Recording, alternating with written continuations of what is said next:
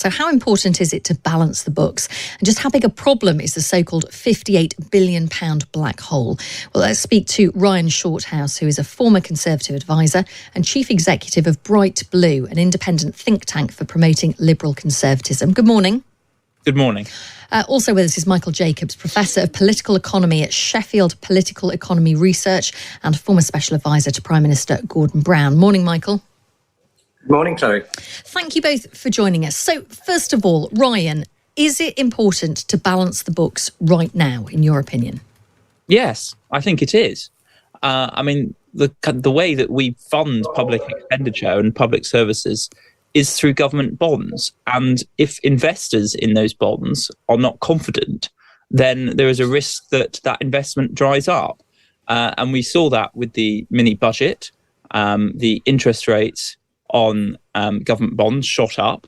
And so it's important that we, close the budget deficit to restore that investor confidence. If we don't, then we pay much more public expenditure on interest payments. If you spook the market so much, there comes a point where it has a wider economic effect where people think, it looks like to close the budget deficit, the government's going to have to really significantly increase taxes. And then we just, it kind of gets into a vicious cycle where people decide, actually, we're not going to do business. We're not going to invest in the UK. So it is important to get a grip on the budget deficit. Yes. Michael? I don't agree. I agree in general. One certainly needs to have a grip on public finances. And the problem with the so-called mini-budget was that there was no grip. There were huge some spending commitments and tax cuts, and no plan for how you would get growth in the economy and get the budget deficit down. And it was the lack of plan that really spooked the markets. It wasn't the fact that there was a budget deficit. If you look at our budget deficit, it's at the low end of other European countries. If you look at our total debt relative to our national income, that's at the low end, again, of most European countries. So we're not in crisis. The financial accounts of the government are not in crisis. The mini-budget was a disaster because there was no plan. And that was what spooked the market. So I would be very careful, I think, if I were in government now, about, as Dominic O'Connell said in that little report just before we came on, that we're heading into recession. The Bank of England says this is going to be the worst recession for a very long time. The growth figures that were published this week were very poor.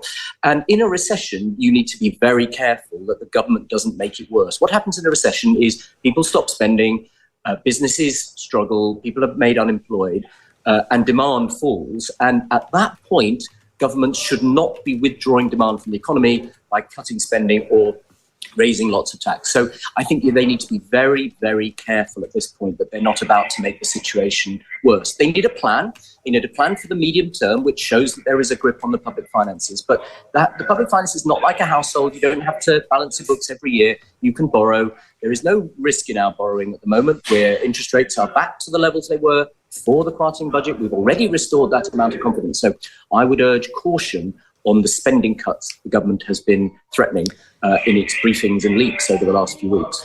Ryan, how would you respond to that? Because as Dominic O'Connell said in the clip before we introduced you, he says that it's so sensitive to growth and interest rates, what this black hole is, that you can't really predict that far in advance with real accuracy. And I was reading yesterday that Rishi Sunak has previously used a different accounting rule in 2020 and 2021 to arrive at his chosen figure for government debt. It just feels like you can pick whatever you like to make it fit your agenda. Well, yeah, it is, the figures are forecasts and, they're very sensitive to changes in growth rates and 10-year gilt rates as well. I get that, but all the economic indicators that we're getting, for example, on growth, are not looking good. Then I'm not getting an impression that growth rates are going to be higher than what was forecast. And as such, the budget deficit does look to be quite bad. And at the end of the day, I agree with Michael that, there should have been proper independent assessments of that mini budget. And that played a huge part in undermining market confidence. But at the end of the day, people who invest in 10-year gilts do want that reassurance that the budget deficit is being closed. And it is a very difficult balancing act. As Michael says, what you don't want to do is suck out demand and make the recession worse. So when the government is looking at closing the deficit, I think there's kind of certain principles that they need to follow. The first is that you need to get a kind of fairer balance between tax rises and spending cuts, which wasn't in place post 2010. The second is, if you are looking at taxation, maybe you should be thinking of raising taxes on wealth, particularly the income that people get from housing and pensions, more than work.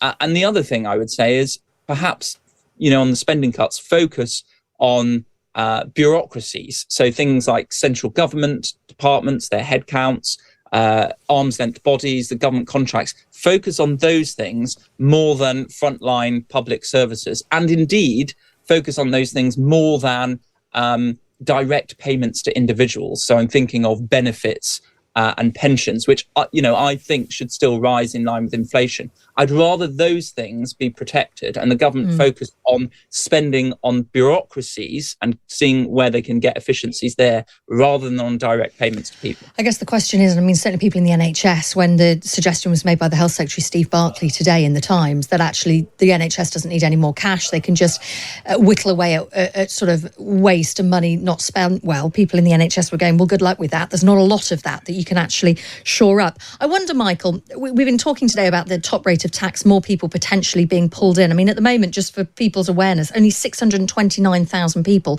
in the whole of the UK pay 45p in the pound. It would go up by 250,000.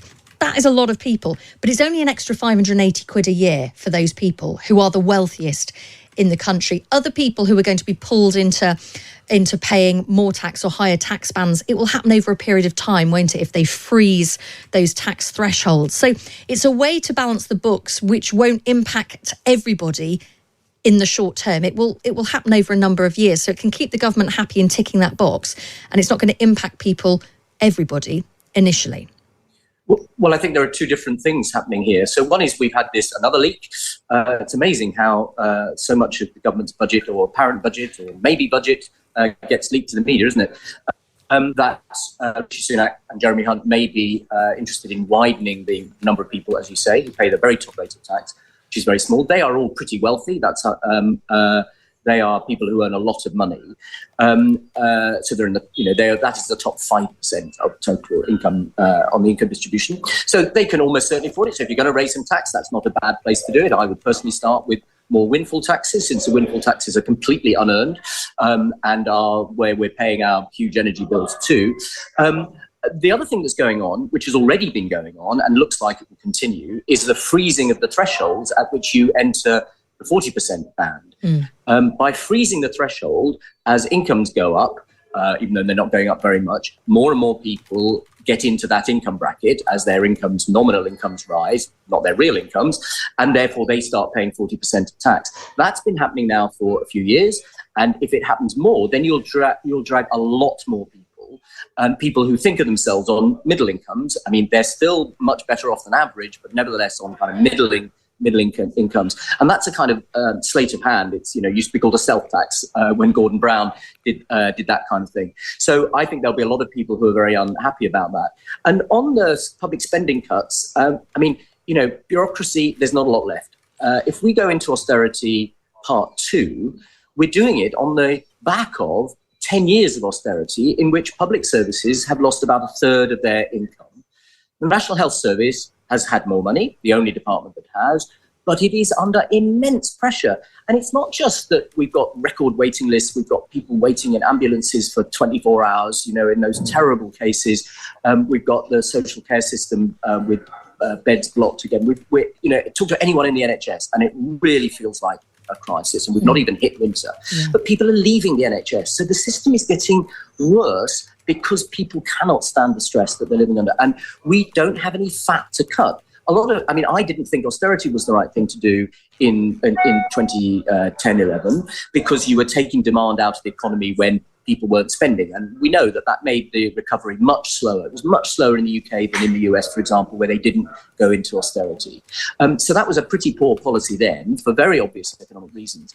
But our public services had more money at that point. So cutting them was not anything like as damaging as cutting them now. It's interesting. So you're saying there's just not that fat in the system now that you can see. There is no fat in the system. I mean, honestly, and talk to anybody in public services, local government has lost a third of its income. You know, it mostly only does things that the law requires it to do now. Local authorities are completely strapped for cash. And the interesting thing about this politically is clearly if you bring more middle-income people into the 40% tax bracket, that will hurt. If you cut benefits and pensions, which the government still has the option of doing, it hasn't said it won't do, that will hurt people at the very bottom. But if you cut public services, that will hurt.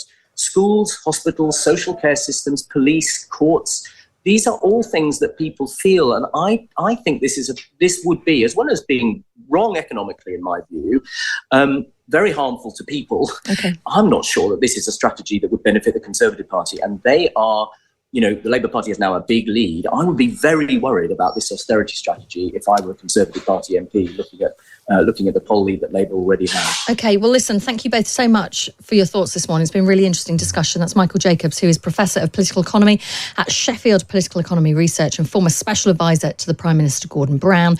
We also heard from Ryan Shorthouse, a former Conservative advisor, now Chief Executive of Bright Blue, an independent think tank for promoting liberal conservatism.